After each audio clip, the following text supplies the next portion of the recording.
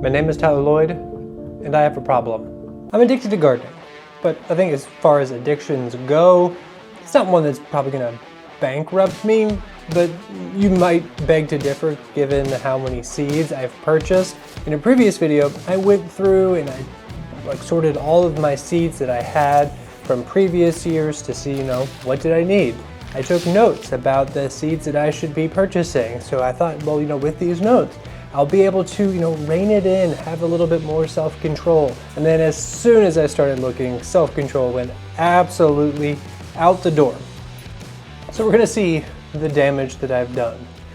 So I'm gonna go company by company. I ordered from several different companies. The first company is Seed Savers Exchange. And my first packet are these Fatale peppers. Big fan of spicy peppers. The Wisconsin Chief Tomato, red-corded Chantenay carrot. Now I got several different types of carrots. I got these carrots because they're a Seed Saver True Type carrot. Maybe I can try to save some carrot seeds, but I think they need to overwinter to be able to do that. Totally fine. Prize choy, a bok choy, tall Utah celery, the dragon carrot, an heirloom or true seed type carrot that is red. Rattlesnake snap. So yes, this snap bean. I think that is everything from Seed Savers Exchange. Now to my big haul, which came from M.I. Gardener. Golden Hubbard squash. Got a big area that I'm starting a little native orchard that while those trees are teeny and tiny, I'm gonna fill it with a whole bunch of squash in the understory. A pak choi white-stemmed cabbage, good old Genovese basil, tried and true. Mixed sunflower, gotta have some sunflowers. I absolutely love sunflowers. Be aware though, if you're growing sunflowers, they release an allelopathic chemical that suppresses the growth of other plants. So need to have them separated a little bit or with things that they're not going to disturb as much. Which off the top of my head, I cannot recall what those would be. So look it up or maybe I'll list it right here. Nasturtiums. More jalapeno peppers. Fennel. And this was something that one of you, someone who watches my videos, suggested. So thank you. I'll be growing some fennel. Chives, teddy bear sunflower, more sunflowers. Endive. I got this mainly for the pop of color. I'm going to try to make some beds aesthetically pleasing this year. I don't know why I'm tempted to do this, but almost like a horticultural planting of some of my beds to have varied heights and colors and visual interest because, why not? Have fun with it. I always get this wrong. Kyogia beet. I probably butchered that. The candy cane style beet. Stripes on the inside. Got some red vein sorrel. Ruby red Swiss chard. I think I got a few different types of Swiss chard in here. I love growing the Swiss chard, fun colors, but usually I get a rainbow packet and I find that the different colors aren't as evenly distributed. You don't really have control over it. You plant the seed, you see what comes up. So I got some dedicated colors. So I'll know that I have red. I think I got an orange, maybe a pink in here. We shall see. Butter crunch head lettuce. Oh, a cinnamon romaine lettuce. Again, this is for my pops of color, and it looked like this was going to be a tasty, tasty lettuce. Red romaine lettuce. Slow bolt loose leaf lettuce. This one was very intriguing because it is supposed to be a slow bolt lettuce. So it gets pretty warm pretty quickly here in Kentucky, and a lot of the lettuce starts to get bitter when all the other salad ingredients are ready, like your cucumbers, your tomatoes. So I want something, hopefully that this will be it, where I can have that nice salad with all the things from my garden at the same time. Mustard. This one is supposed to be super tolerant of the frost, which I'm excited for. Oh, here's my orange Swiss chard. The ground cherry. I had horrible success with germination of ground cherries last year. I'm trying again with some different ones. So ground cherries. More okra, even though I found a whole bunch of okra seed that I saved. But, you know, love okra. The San Marzano tomato, which has been my favorite paste tomato. I got a different one from a different company that I'll also be trying out and seeing the production there. A bunching onion, chile de arbol, chile de arbol, a pepper, a chili pepper. Can you tell that I do not speak Spanish? I speak French with a West African accent. That's my other language other than English. Firecracker pepper. Love spicy peppers, and I always see these that, you know, with the fun colors. So this is going to be another one to add some really fun visual interest to my garden. Golden age cabbage. Love cabbage. Self-blanching cauliflower. I said that I was going to give up on cauliflower. Well, I forgot. So giant cauliflower. Homemade pickles cucumber. I think that was the only cucumber that I bought because I have a lot of leftover seeds. So those were all from M.I. Gardener. Great company. Packets are very reasonably priced, so definitely check them out. I like them because, you know, rather than having like a $4 or $5 packet of seeds where you have a ton of seed, maybe more than, you know, your typical backyard gardener, they'll have kind of like right-sized, appropriate amounts of seeds for a better price. So I really like M.I. Gardener, and also a great YouTube channel. Okay, next company, So True Seeds. This company is based out of Asheville, North Carolina. So again, this is another company that is, you know, open pollinated seed, so true type seed, so it makes it easier for saving your seed.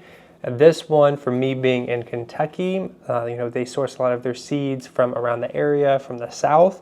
So I know that, you know, these particular ones are going to be pretty good in my climate here in Kentucky, which can get pretty humid and be pretty harsh on a lot of plants. My first one is an American leek.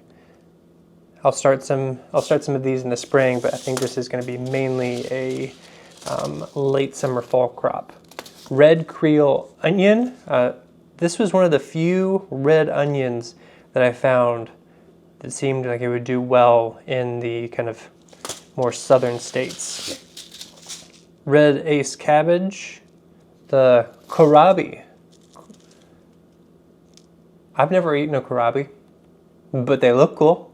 So if you have any recipes for how to eat these things, please let me know on the kohlrabi. The tomatillo, so I can make some nice tomatillo salsa.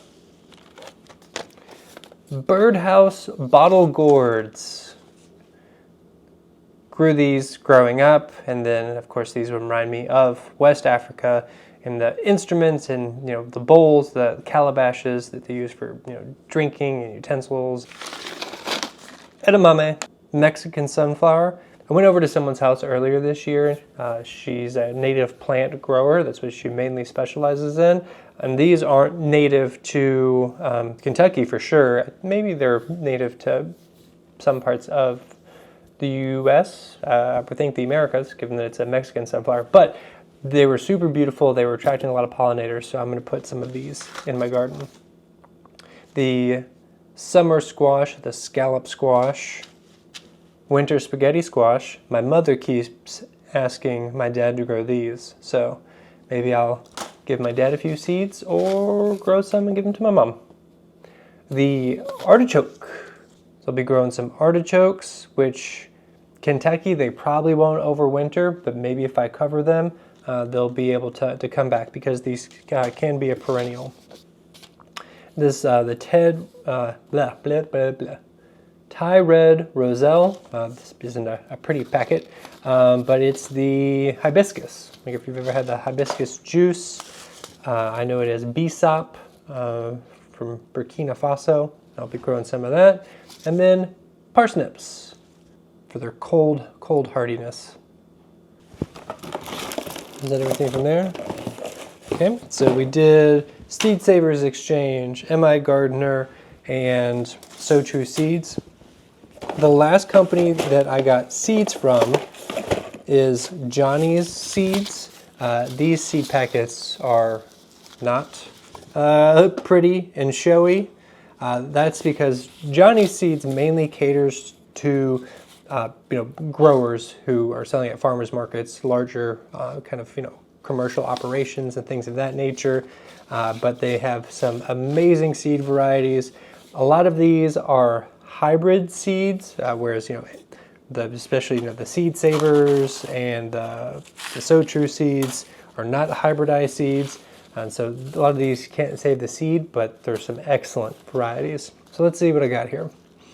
So I got the Granadero tomato, which is a paste tomato. So that's the one I'm going to be trying against the San Marzano, a hybrid round red beet, a sweet bunch. This is a mini broccoli, so a broccolini. And I also got a broccoli rabe, the spring rabe. So for both of these, I've tried, true type heirloom varieties that have always been a little too bitter. So hopefully these will be the thing that we're used to getting from the farmer's market. My wife really loves them. The Big Beef Plus, this is a tomato, an indeterminate tomato. The hybrid mini eggplant. They just looked, they looked really cool. That was a bit of a splurge purchase. And we got seeds here. We got 2 carrots. Carrot seeds don't last all that long. So I think you're really supposed to use them in the year that you buy them for that growing season. But the price for an ounce was just a little bit more than a packet, but an ounce is a lot more seeds than a packet. I'm going to have a lot of carrots, or I'll be seeing how well they stay for the 2026 growing season. But I got a hybrid early carrot, the Mokum, which I grew previously, and the Bolero. So this is a better storage carrot. So these ones actually did pretty well for me this year. And then this big giant bag of Provider bush beans. I guess I didn't realize how many beans I was buying here, but luckily beans, unlike carrots, these seeds will stay viable for quite a long time if I treat them right. So that's fine, getting a whole bunch of these beans. So these seeds, in combination with a lot of the seeds that I already have, will be planting out my garden. Will I have space for everything?